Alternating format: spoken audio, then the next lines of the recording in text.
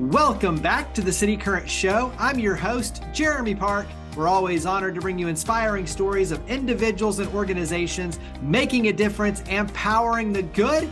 And we love talking about Lipscomb University. We're honored to be joined by Dr. Steve Joyner, Dean of the College of Leadership and Public Service at Lipscomb University. He also serves as the Executive Director of the Institute for Conflict Management at Lipscomb as well. Dr. Joyner, how are you doing? I'm doing great, Jeremy. How are you doing today?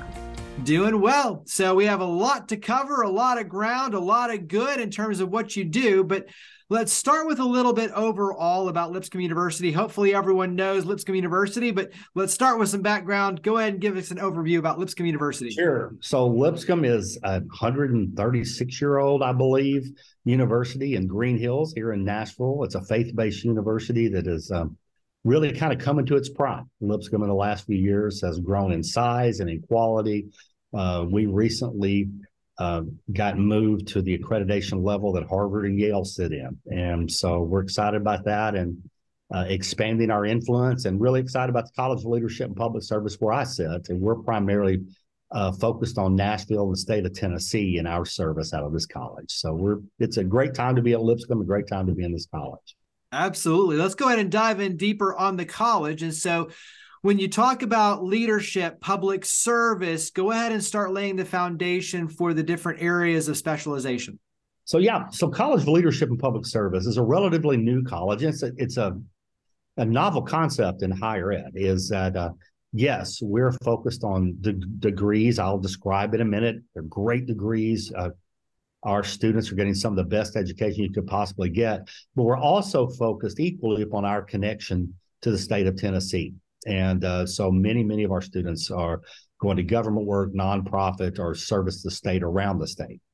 At the undergraduate level, we have the Fred D. Gray Institute for Law, Justice, and Society. Mr. Gray was Martin Luther King's attorney, and he is still alive, 93, still goes to court every day. But in that, we have pre-law, we have nonprofit development, we have urban studies, and we have sustainable environmental sciences, all kind of fall in that undergrad level.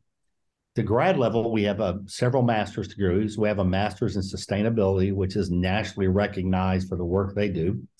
We have a master's in conflict management, which I'm the executive director of that.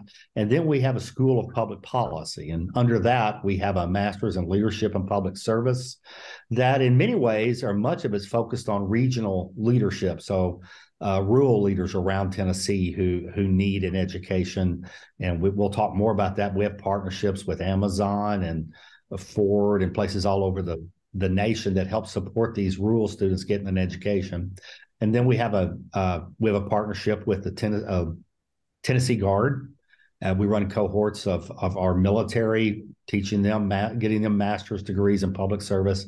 And we have a master's in public administration. That's primarily for younger people who think they want a career in serving either in government or nonprofits. So that's kind of a quick and dirty overview of the college and give you some idea of kind of how we're focused.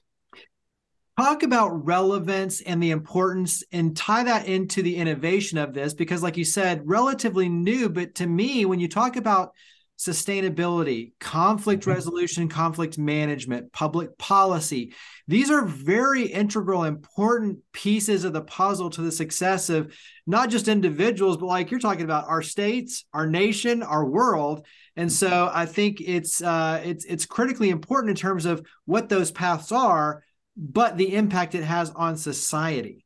It does. The tagline for our college is where Tennessee turns for leadership. But it really it's nationwide and even international kinds of involvement. And so many of these degrees have been around for a while. I came here 16 years ago to run the Institute for Conflict Management. And you talk about a degree or training everybody needs, and so for 15 years, we've educated and trained thousands of people in the skill sets of managing complexity and difficulty, and it's especially relevant now in the current environment. We were just talking the other day how this conflict management training and graduate degrees is more relevant than it's ever been. on sustainability is exploding. So that's one of the fastest growing areas in the country right now. And ours is very interesting. At the undergrad level, it's more science focused. It's on the science of sustainability.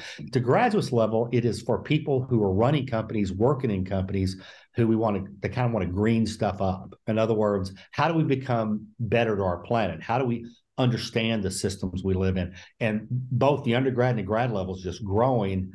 Companies are called Dodd Galbraith and Dr. Stutzman run these two areas, and they're constantly being engaged by people around the country because it's such a big deal. And then, leadership and public service. So it's interesting you got time for a quick story. About 4 or 5 years ago, I went to THEC, Tennessee Higher Education Commission, and said, we really want to serve the state. We have these degrees.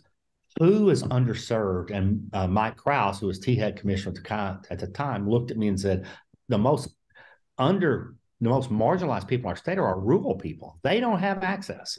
And we said, yeah, but they can't afford a master's degree. What do we do? And then Representative Mark White said, you know what, I will help you build this. And he came on, and with Mark's leadership, we brought in the Heirs Foundation and the Amazon and Ford, on and on. And they help support these rural leaders who now come in cohorts every year, 18 to 20 mayors, people working in Lee's cabinet, all come together.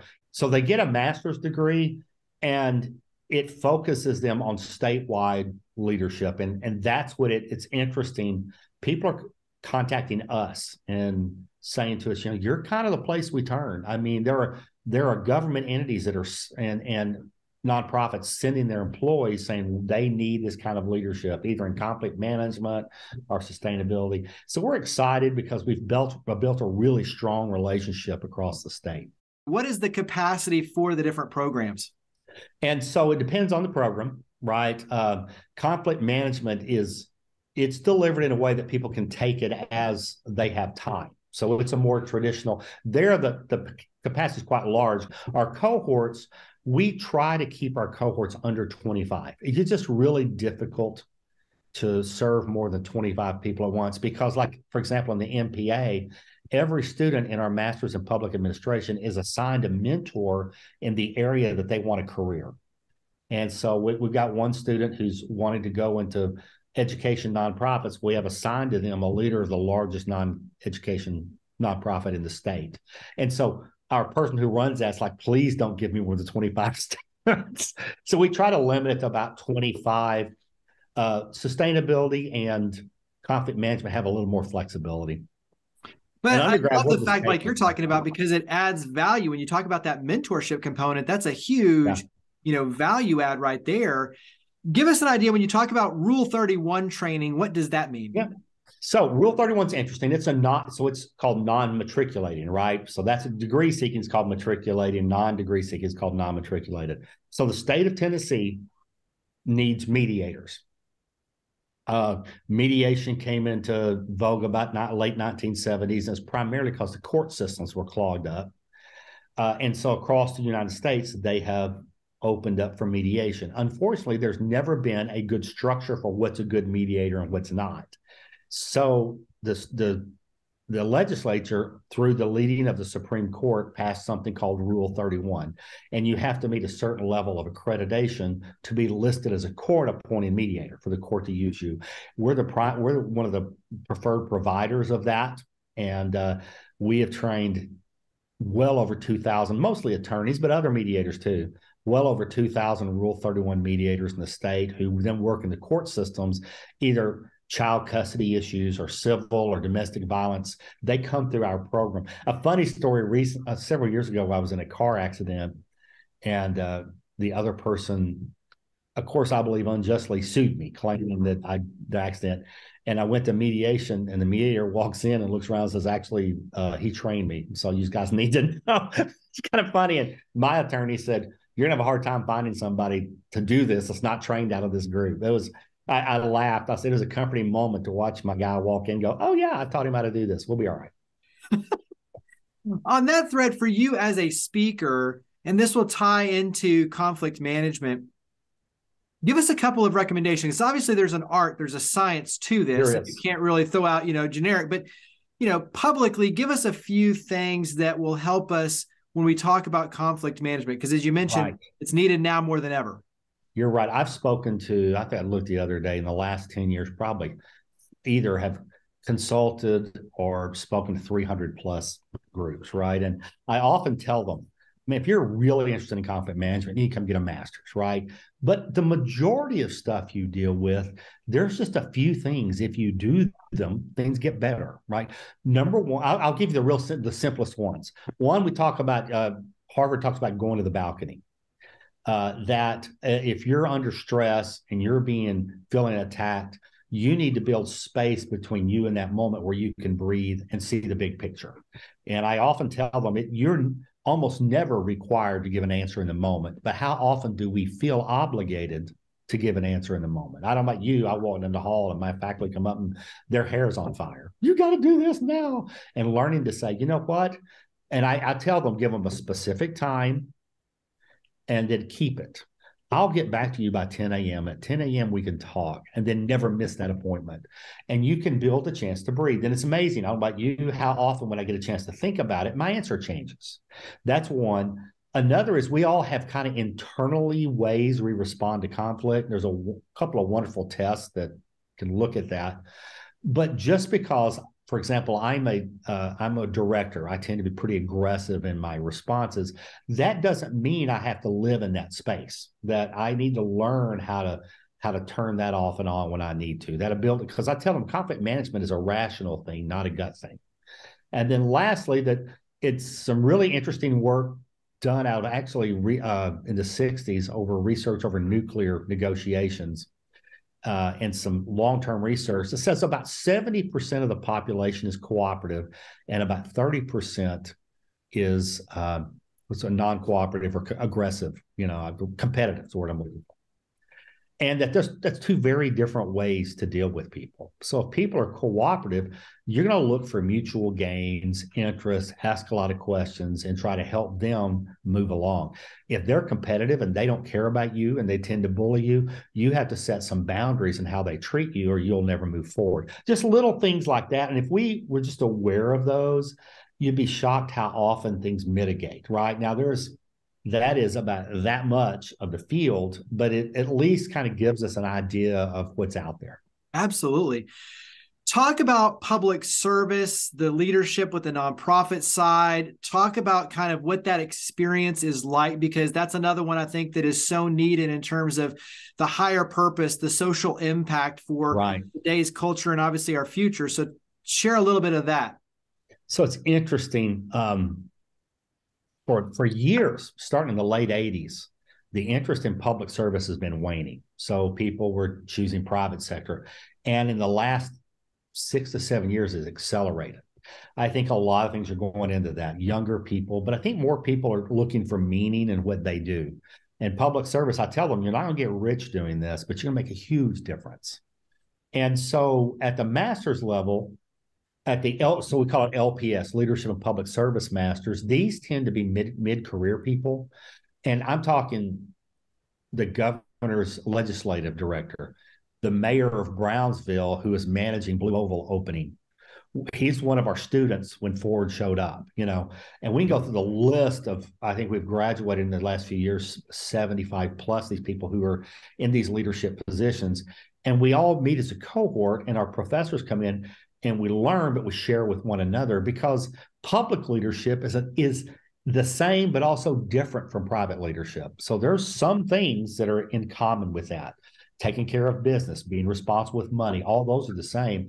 But what separates is this ability to handle conflict, how to live at peace with yourself when you're constantly being attacked from all sides, how to stick with your belief systems in that moment, right? And we teach each other. They all learn from each other. And I don't think you'll mind saying this, Patrick Sheehan, director of TEMA, was in one of our cohorts. And Patrick said this was like his safe place. He would come in with the other students and they would talk through challenges, nothing they shouldn't talk about.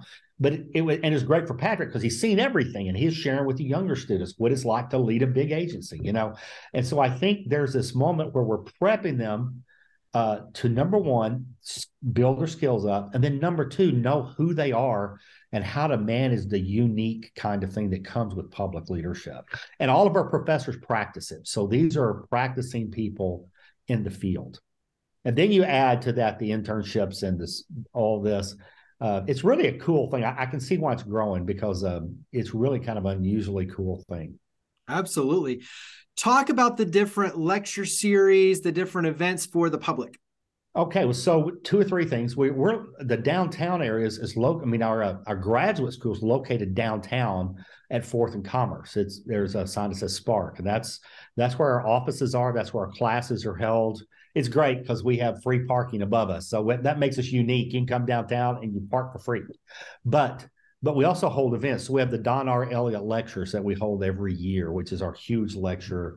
This last year we had David Gergen. Before that, we had Doris Kern Goodwin, who's an author. This coming November 9th, we have Daniel Pink, who, if you know anything about Pink, he's a rock star. I have to managing. It's really funny because they're all very different. I think managing Pink is interesting because he's just got such energy. But that's it's free for the community. We hold that big event.